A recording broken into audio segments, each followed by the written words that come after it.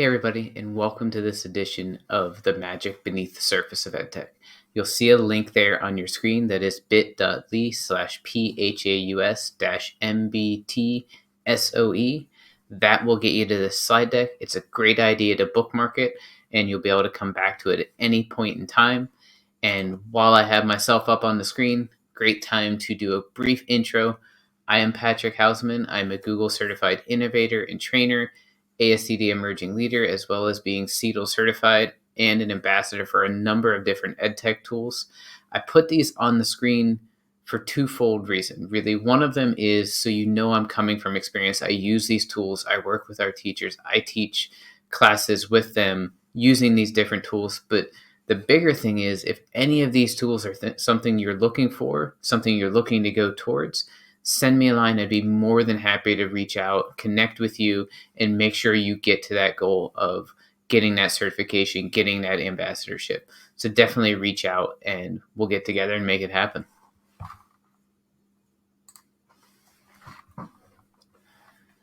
As we look at this slide deck and the magic beneath the surface of EdTech, the big point behind this presentation for me is getting information out there that are deeper level uses of tools, not just the common things that you might have seen, the ways that you might use, for instance, Google Slides for doing a presentation.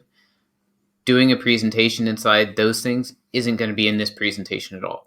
This is all about how do I do something at the next level?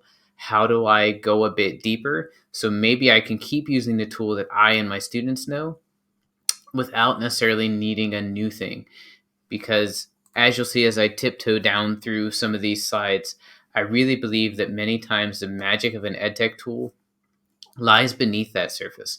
And you're only going to find it, you're only going to discover it after you've had plenty of time to explore it, to fail with it, to grow from those failures, and connect and collaborate with peers as well to really know what all that tool can do. Simply because it's not the newest thing, it's not the latest thing, doesn't mean that it's not the best or works just as well as another. So my big recommendation is before you move on from tools that you know, that your students know, really dive down through them, connect with others, really fully explore them before you jump to other tools. By no means am I saying don't try other tools. Absolutely, a lot of new tools come out. A lot of them are great. They have a lot of great uses. But don't throw too much on yourself. Don't throw too much on your students before you know you absolutely need that new tool. So as we come down through, and I'm going to keep this super short, so you'll notice there's a large number of slides in the deck. We're not going to get through all of them by any means. I'm going to start this out by giving you a quick run through of what's on the slides, what to look for, and then we'll tiptoe back through looking at a few specific things, and it will be here for you as essentially a choose your own adventure. So as we look down at the slides, you'll see that you do have a heading for each one of these sections. So you'll see Google Workspace here on the left, and then you'll notice Flipgrid is the next tool. And as you come down through, you'll see each one of those blue slides gives you a different section, a different tool to explore. As you come down to the slides in those sections, I'm going to try and break it up, for instance, in Google Workspace to some of the different apps. And then I've linked in some of those things that I think are kind of that next level or that next thing you should really check out if you're going to dive into this tool. For instance, with Google Chrome, at its base level, it's an internet browser. It'll allow you to search, find information, get to different content on the internet. But if you want to really take it up a notch, you want to make sure that you check out something like the Chrome Web Store. That's going to allow you to add in different extensions that'll give you a lot more functionality than just browsing the internet, just searching information. And the one that just swiped over is a great one to think about. Moat is one that allows you to do voice notes and feedback, as it says, throughout almost all of the Google apps. You can leave voice notes in docs. You could even put them on forms. Your students could answer with them in forms. It is a freemium tool, but you get a lot with that free version. But again, that's something not built into Chrome. You can't inherently leave those voice notes and things just with Chrome itself. You need something else, and you need to do that extra level dive to get to that by going to that Chrome Web Store and checking things out there. And there's another list of resources there of different things you can do within Chrome, Google Drive, Docs, Sheets, and you'll see it goes all the way to a next slide that has slides, drawings, Jamboard, and then geography tools. Tons of different content here. You could easily spend a whole day's worth of sessions just diving through the content here in G Suite. And if that wasn't enough, as you kind of explore and get an idea for some of these deeper level uses, such as using a magic reveal within Google Slides, so that they have to move an object on the slide to see different things come up. And you'll notice there's another slide deck link there. And then each one of these pictures coming down the side is also going to be another slide deck with a ton more resources. So I mentioned that magic reveal. So I'll jump to that Google Slides presentation for just a moment. And all of the things that are kind of the next level in this one are going to be in the second section. And nicely enough, it's titled Next Level Sweetness. And that's going to give you all of these different things that are very far away from just being a presentation. Things like social media templates, using word sorts in different things within slides, making it interactive versus just a static presentation. Doing things like stop motion animation, magnetic poetry, choice boards, interactive classrooms. All of these different things you can do that are very far again from just being that static presentation. But the one that I mentioned there comes in on the Slides Magic tab, and all of these come from Meredith Akers, awesome educator, administrator, and an awesome blogger that puts out tons of great content. And you'll see here in the GIF on the screen what that magic reveal is. And it does two things. Number one, it makes it a lot more interesting than just typing in a box to figure out the answer or check the answer. And it also, if you create these or if your students create them, it teaches you those deeper level skills of how do I play with layering on a slide so that as I move an object, it comes in under that text that is the answer, but not on top of it so I can't see it, and not blocking things in the background that I want to be able to see. How do I play with that layering to make that work using the arrange feature in slides? So it's a twofold thing as you look at these. Think about not only how can I use these with kids, how can I create things, but also on the flip side of, as my students learn these things, as my students do these things, what skills is it going to impart on them to dive deeper, look more into things, and not just do those surface level uses? For instance, in slides, doing things like going into the format options and adding drop shadow to text and images, going into the fonts drop down and not just choosing from the list there, but going to more fonts, playing with colors and contrast, things like that, so that it's not just a presentation with just boring text. It's text that really represents the students and how artistic or creative they are, the colors and things they like. All of those different things that can go into it to be just not another presentation or just not another Google Drawings, things like that. As we come down into things like the Flipgrid section, again, there's nothing on here that's going to be just how to. It's going to have things like flip hunts, which is kind of that scavenger hunt type of thing, all within Flipgrid. So are you using some of those base things in Flipgrid? Sure. But this is very much not just answering a video or answering a question in a video type of thing. You're going further, you're going deeper, you're making it almost a gamified experience. Hyperflips is taking that idea of hyperdocs and bringing it into the world of Flipgrid. Again, you're not just doing one thing, you're going through a whole learning process all within that nice package, that interactive, awesome spot that is Flipgrid. And as you come down through, all of these different things are going to be linked. For instance, Grid Pals, taking, again, Flipgrid to another level. We're not just using it within our classroom. We're now going to try and connect with people around the world so that our students are not only using the tool in a variety of ways. Maybe it's video, maybe you're bringing in some of those backgrounds, different things like that that you can customize, maybe using the whiteboard feature to teach a student in another country a skill.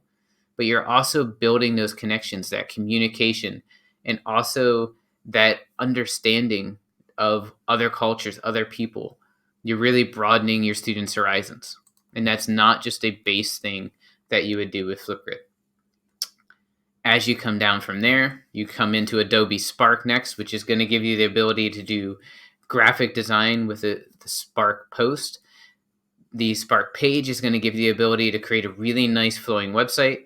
And then Spark video is going to give you the ability to do a really simple video interface, but you can do really powerful things like PSAs and mini documentaries, things like that, that again are not just maybe reviewing a book or an introductory video. Let the students really shine. And as you show them these tools, let them do some of that digging. Don't think you have to know all of these different things, all of these uses underneath the surface. Let them kind of explore it as well and come to you with ideas. Some other ideas you'll see listed here, for instance, are masking the text as you make an image. So it's not just the background of the image, but you're using the text itself to be another image on top of that, to add another level, another depth to that image. Things like book trailers, maybe making your syllabus as a graphic or a website versus just a text side. And you'll see there's a bunch of ideas there for how do you kick off the school year. Choose your own adventure stories and things using, again, a different tool than what the student might have been expecting. And something else to think of with Adobe Spark is thinking about students creating essentially their own brand, their colors that kind of represent them. What does that palette look like? Maybe an icon that they're going to put on all their presentations so you know it's coming from them. It is their mark. Things that can carry forward into some of those professions we hear all the time, like being a YouTuber, a gamer, things like that. A lot of those people, a lot of those influencers, they have their own thing that really represents them. So when you see that, you know it's them.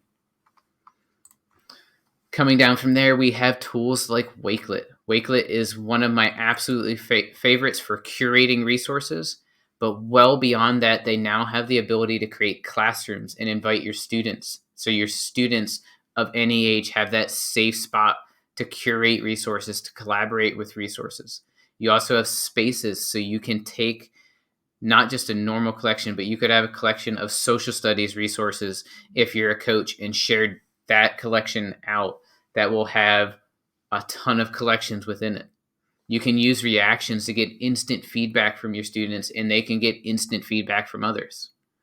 You can have your students work through the student ambassador program so that they're learning all those ins and outs, as well as a ton of real world experience and skills coming along with it. You can think about all the different connections that Wakelet has to things like Flipgrid, to other tools out there to allow you to, within just the world of Wakelet, not only curate resources, but have an entire lesson, an entire experience for students in one place. You could think about using this for a place to put your subplans, so you have everything linked in one really easy to use interface. You could do hyperdocs within Wakelets. You could do something like a mystery Wakelet where it's almost that breakout type of experience. Portfolios, professional learning opportunities. The sky is really the limit as you get into those different integrations, and along with the fact that within Wakelet, you are able to basically add any content you can link to. So really the limitation there is going to be what you can grab out on the internet and bring in. In the world of Wakelet and a few other tools, you'll see a few of them listed there. You also have this awesome thing called Immersive Reader, which is going to allow you to bring in a great level of accessibility. And you'll see it on your screen as this GIF runs in the background. Some of the different things it can do as far as changing colors, highlighting verbs in different parts of speech, changing the font. You can change how quickly it reads the information and things to you. And you'll see it'll be embedded in a number of these tools. You'll be looking for an icon that looks like the one right here on your screen. But circling back to the very beginning of this presentation, you also have an unofficial extension in the Chrome Web Store that'll give you that immersive reader capability and bring it into almost every website you visit. And again, you can see a picture of it right down here at the bottom, where it'll color code, again, those different parts of speech, possibly bring in a color to represent a word so the student can visually see what that means to help decode what that word is. Tons of different great accessibility functionality within that. We're going to go a little bit faster here as I round out some of these other tools.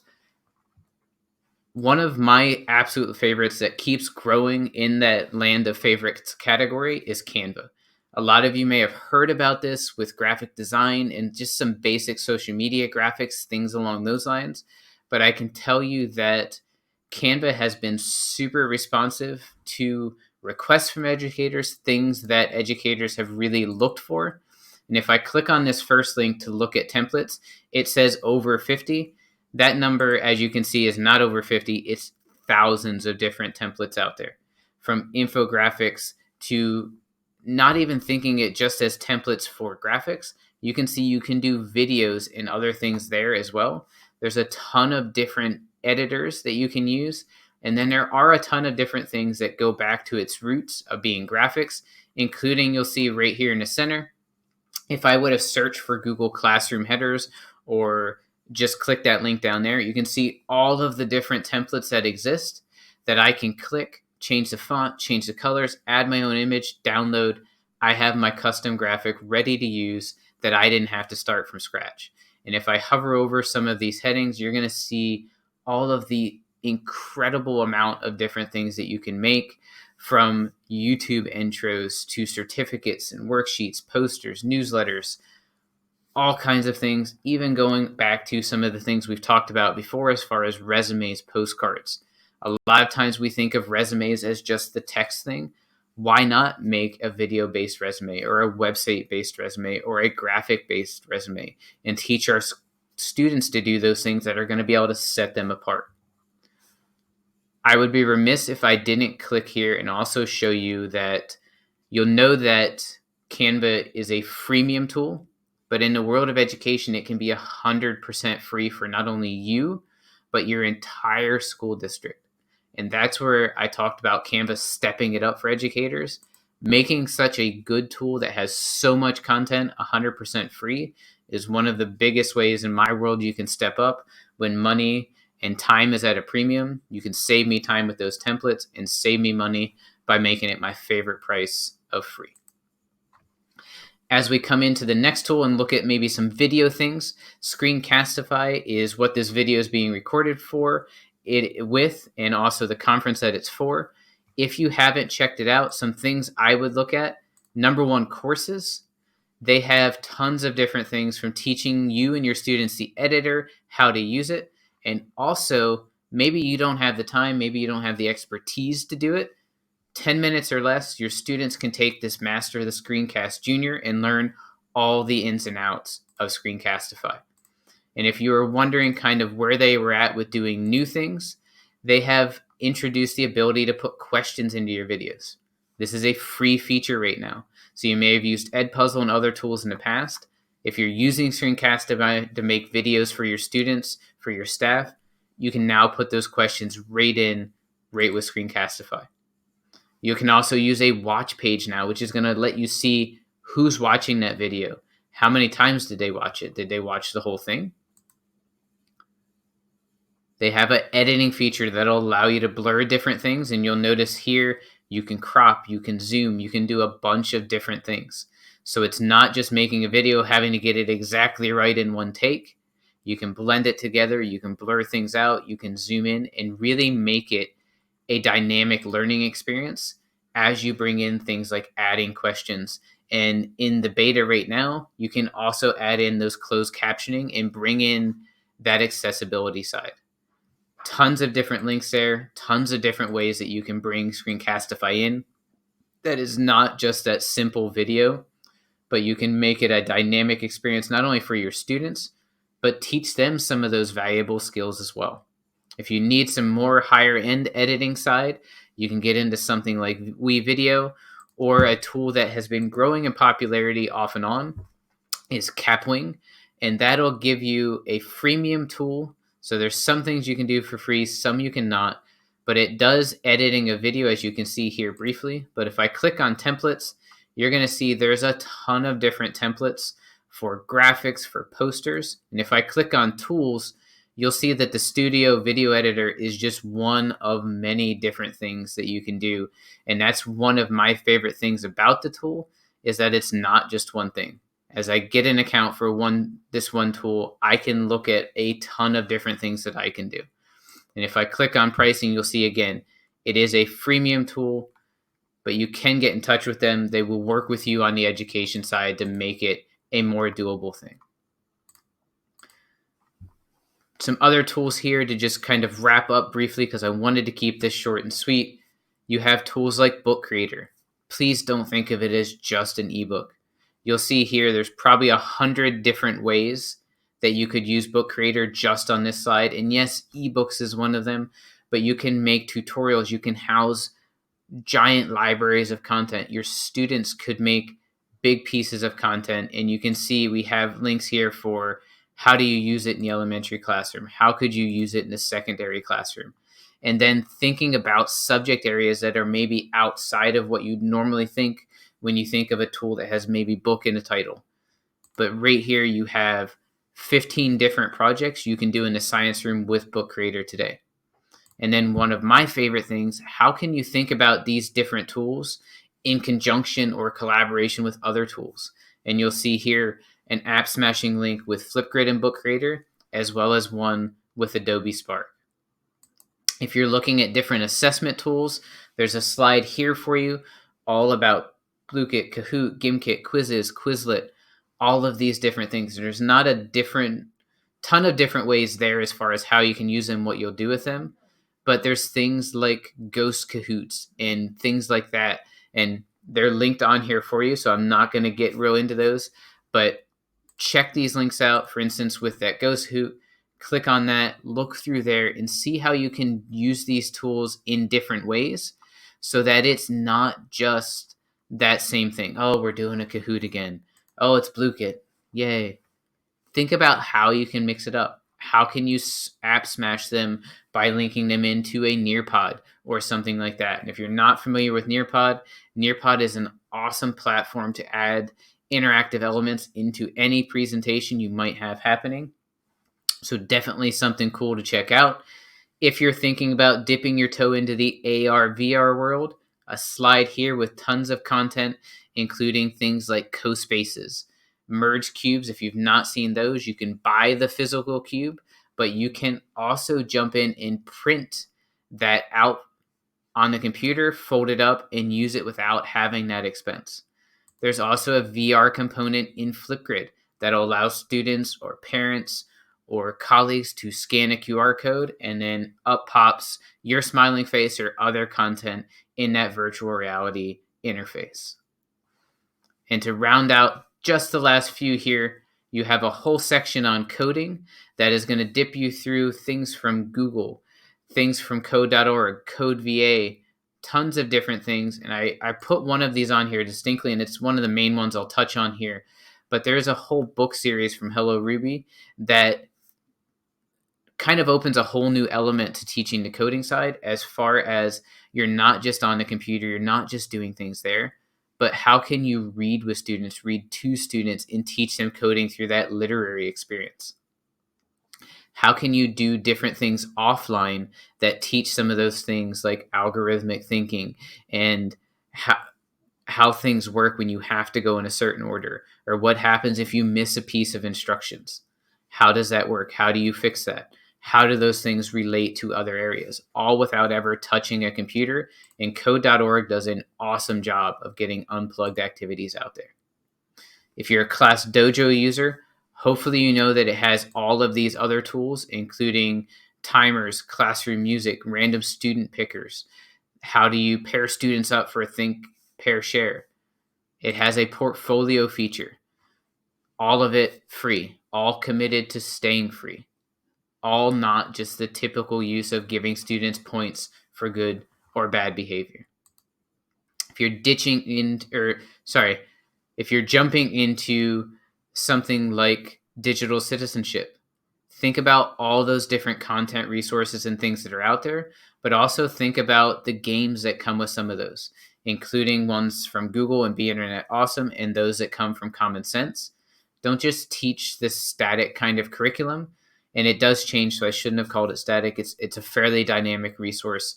But how can you bring the game side into that? How could you offer it up so students could teach some of those lessons and relate it to the real world? What projects, what things could they do that are not just the surface level of that curriculum. And you'll see there's a whole nother thing about planning with tech, some more resources in here as well. But you have a great rundown now of what's there, what you can check out, what you can dive into to get to some of that magic beneath the surface of EdTech. And I'll leave you here on this slide where I would ask you to place a hand on the laptop keyboard and recite the oath that you see there or the pledge you see that gives you permission to go down all of those rabbit holes to search for that magic beneath the surface of EdTech. And I would add to allow your students some time to do that as well. You'll use your powers for good. You'll share the magic that you find. And this last part is really important. Tag a friend to search for you if needed, if it takes you a long time to come up for air as you dive down that rabbit hole, because we want to make sure everybody knows that you're alive and well. I hope you enjoyed the presentation. I hope you have a great run through of what you can find here. And again, the link is on your screen to get to the slide deck. Next slide down is going to give you all of my contact info. Reach out absolutely anytime. I would love to collaborate and work with you to find some of that magic. Thank you.